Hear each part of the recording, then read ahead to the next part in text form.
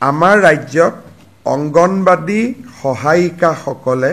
যদি অংগনবাদী ওয়াৰ্কাৰ হব লাগে তেতিয়াহলে 45 বছৰলৈকেহে সেই সুবিধা থাকে 45 বছৰ পাৰ হৈ গলে সেই সুবিধা নাথাকে প্ৰমোশনৰ বাবে ঊৰ্ধ্বতম বয়স 45 বছৰ আছিল আজি কেবিনেটে অংগনবাদী সহায়িকাসকলক অংগনবাদী কৰ্মীলৈ পদোন্নতিৰ বয়সৰ ঊৰ্ধ্বতম সীমা 45 বছৰৰ পৰা 50 বছৰলৈকে বৃদ্ধি কৰে ইয়াৰ ফলত ৰাজ্যৰ বহু কেইটা আমাৰ অংগনবাদী সহায়িকা আমাৰ সিদ্ধান্তৰ ফলত উপকৃত হ'ব আজি আমি অসমৰ উদ্যোগীকৰণৰ দিশত 850 কোটি টকা বিনিয়োগৰ প্ৰস্তাৱ আমি অনুমোদন কৰো এডভান্টেজ অসম 3ত স্বাক্ষৰ কৰা 4খন বুজাবুজিৰ চুক্তি আজি কেবিনেটৰ অনুমোদন লাভ কৰে আৰু ই এতিয়া পূৰ্ণাংগ ৰূপ পাবলৈ সক্ষম হয় ভেলি ষ্ট্ৰং সিমেন্ট তেওঁলোকে 250 কোটি টকা ব্যয় কৰিব star cement north east limited তেওঁলোকে গোলাঘাটত 650 কোটি টকা ব্যয় কৰিব গুৱাহাটীত এখন নতুনকৈ হোটেল আহিব 130 কোটি টকা আৰু পেপসি কোম্পানীয়ে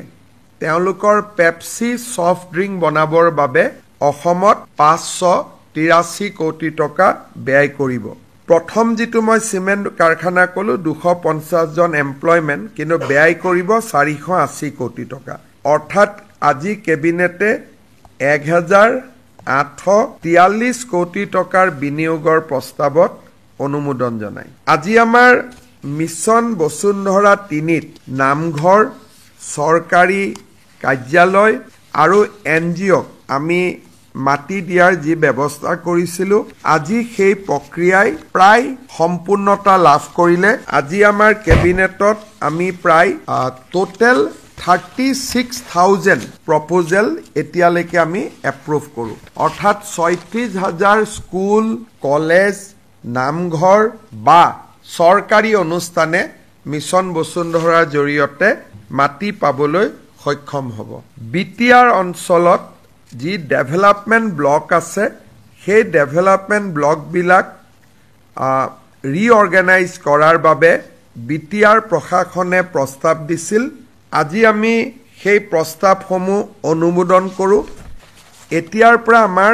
বিটিআৰত আগতে 22টা ডেভেলপমেন্ট ব্লক আছিল এতিয়া 23টা ডেভেলপমেন্ট ব্লক হবগৈ বাক্সা জিলাৰ গোবৰ্ধনাত এটা নতুন বিডিও অফিস বা ব্লক কাৰ্যালয় আমি মুকলি কৰিম আৰু বিটিআৰত সৰ্বমুঠ 23টা আমাৰ বিডিও কাৰ্যালয় কাম কৰিব অসম ফৰেষ্ট প্ৰটেকচন ফোৰ্স আৰু ফ্ৰন্টলাইন ফৰেষ্ট ষ্টাফক ৰেশনৰ বাবে আমি মাহত 2000 টকা দি আছিলো যেহেতু পুলিচে ৰেশনৰ বাবে 2500 টকা পায় সেইবাবে আজি অসম ফৰেষ্ট প্ৰটেকচন ফোৰ্স আৰু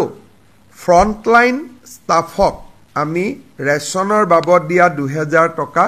2500 টকালৈকে আমি বৃদ্ধি কৰো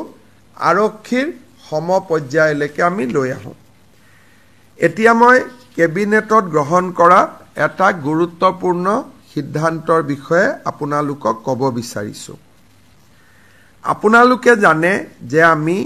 2025 বৰ্ষটোক কিতাপৰ বৰ্ষ হিচাপে উদযাপন কৰাৰ সিদ্ধান্ত গ্ৰহণ কৰিছিলো সেই সিদ্ধান্ত অনুসৰি কেবিনেটত আজি আমি কেইবাটাও সিদ্ধান্ত গ্ৰহণ কৰো যাৰ বিষয়ে আপোনালোকক মই অৱগত কৰিব বিচাৰিছো কিতাপৰ বৰ্ষ উপলক্ষে ৰাজ্য চৰকাৰে 1000 জন যুৱ লেখকক তেওঁলোকৰ ভৱিষ্যতৰ দিনত আৰু অধিক তেওঁলোকক উৎসাহ প্ৰদান কৰিবৰ বাবে 1000 যুৱ লেখকক 25000 টকা কৰি এককালীন এটা সাহায্য দিবলৈ সিদ্ধান্ত গ্ৰহণ কৰে 1000 যুৱ লেখকে 25,000 টকা কৰি আৰ্থিক উদগনি লাভ কৰিব অসম প্ৰকাশন পৰিষদে যুৱ লিখকসকলৰ তালিকা চূড়ান্ত কৰিব। এই বছৰ অসমত যাতে কেইবাখনো গ্ৰন্থমেলা অনুষ্ঠিত হ'ব পাৰে সেইবাবে ৰাজ্য চৰকাৰে জিলা সদৰত কোনোবা অনুষ্ঠান প্ৰতিষ্ঠানে গ্ৰন্থমেলা আয়োজন কৰিলে 5 লাখ টকাকৈ আৰ্থিক সহায় আগবঢ়াব। অৰ্থাৎ অসমৰ 35খন জিলাৰ যি ধৰণে গ্ৰন্থমেলা আয়োজন হ'ব যিসকল আয়োজক সেই আয়োজকসকলক আমি 5 লাখ টকাৰ এটা অনুদান আগবঢ়াম। আৰু যদি কোনোবাই গ্ৰন্থমেলা সমজিলাত পাতে, আমাৰ ৰাজ্যত জিলা আছে, সমজিলা আছে, এতিয়া মহকুমা নাই, গতিকে জিলাত পাতিলে গ্ৰন্থমেলা পাতিলে 5 লাখ টকা পাব আৰু সমজিলাত যদি গ্ৰন্থমেলা পাতে 2,500 টকা তেওঁলোকে 2.5 লাখ টকা তেওঁলোকে লাভ কৰিব। 5 lakhs in district headquarter, 2.5 lakhs in co-district headquarter।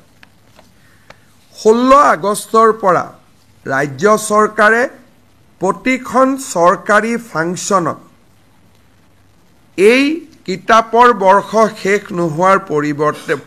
লৈকে গামোচাৰ লগতে একোখন কিতাপেৰে আমি বিশিষ্ট অতিথিসকলক সম্বৰ্ধনা বা আমি তেওঁলোকক সন্মানিত কৰিম। অৰ্থাৎ ষ্টেট গভৰ্ণমেণ্টৰ যিকোনো ফাংচনত অতিথিসকলক গামোচাৰ লগতে একোখন কিতাপ উপহাৰ দিয়াটো অনিবাৰ্য হ'ব। ইয়াৰ পিছত ৰাজ্য চৰকাৰৰ যিমান কৰ্মচাৰী আছে এই কৰ্মচাৰীসকলক নৱেম্বৰ মাহৰ দৰমহাত আমি 1,000 টকা অতিৰিক্তকৈ দিম। 1,000 টকা লৈ তেওঁলোকে কিতাপ কিনিব লাগিব আৰু ৰচিদ কিতাপ কিনা ৰচিদ তেওঁলোকে নিজৰ হেড অফ দ্য ডিপাৰ্টমেণ্টক জমা দিব লাগিব। আমাৰ ৰাজ্যত প্ৰায় 3 লাখ চৰকাৰী কৰ্মচাৰী আছে, বেছি আছে, 4 লাখ বুলি ক'ব পাৰে। তাৰ মানে ৰাজ্য চৰকাৰে 40 কোটি টকা খালি কিতাপ কিনাৰ বাবে ব্যয় কৰিব। যদি কোনোবা কৰ্মচাৰীয়ে টকাটো লৈ গৈ কিতাপৰ কিনা ৰচিদখন ঘূৰাই নিদিয়ে তেতিয়াহ'লে নেক্সট মাহৰ দৰমহাত 1,000 টকা কৰ্তন কৰা হ'ব। আৰু যদি কিতাপখন কিনে তেতিয়াহ'লে তেওঁ সেই টকাটো দৰমহাৰ অতিৰিক্ত হিচাপে লাভ কৰিব। শেষত কিতাপৰ বৰ্ষ উপলক্ষে এইবাৰ ডক্টৰ ভূপেন হাজৰিকাৰ নামত ৰাজ্য চৰকাৰে প্ৰকাশ কৰা পুথি এখন 1 জানুৱাৰী তাৰিখে পুৱা কৰি অসমৰ 12 লাখ পৰিয়ালত আমি বিতৰণৰ বাবে সিদ্ধান্ত লৈছোঁ। এই 12 লাখ পৰিয়াল মেইনলি চৰকাৰী শিক্ষক, পঞ্চায়তৰ প্ৰতিনিধি, এই ধৰণৰ যিখিনি আমাৰ এখন তালিকা আছে, তালিকা অনুসৰি 12 লাখ ঘৰত আমি ভূপেন হাজৰিকা দেৱৰ জীৱনীখন আমি প্ৰেৰণ কৰিম। কিতাপৰ বৰ্ষ উপলক্ষে যোৱা প্ৰেছ কনফাৰেন্সত আমি কৈছিলোঁ যে 38 লাখ অৰুণোদয় হিতাধিকাৰীৰ পৰিয়াললৈও আমি সৰু কিতাপৰ পুস্তিকা এখন প্ৰেৰণ কৰিছোঁ। অৰ্থাৎ ৰাজ্য চৰকাৰে বাজেটত ঘোষণা কৰা ধৰণে আমি বিস্তৃতভাৱে এইবাৰ কিতাপৰ বৰ্ষ পালন কৰিম। স্বাভাৱিকভাৱে অসমৰ ৰাইজেও যদি বিয়া, সভা, বাৰ্থডে আদিত কিতাপ উপহাৰ দিয়া আৰম্ভ কৰে তেতিয়াহ'লে ৰাজ্য চৰকাৰৰ প্ৰচেষ্টা আৰু অধিক সফল হ'ব। শেষত আমাৰ কেবিনেটত আজি আমাৰ ৰাজ্য চৰকাৰৰ 6টা ছায়েন্স চেণ্টাৰ মাজুলী, ডিফু, কলিয়াবৰ, শিলচৰ আৰু আমিনগাঁও আৰু বঙাইগাঁও নিৰ্মাণ হৈ আছিলে। ইয়াৰ বাবে প্ৰয়োজনীয় অতিৰিক্ত 178 কোটি টকা কেবিনেটে আজি অনুমোদন দিয়ে। কেবিনেটৰ এইকেইটাই সিদ্ধান্ত আছিল। আপোনালোকে যদি কিবা প্ৰশ্ন আছে আপোনালোকে নিশ্চিতভাৱে কৰিব পাৰে।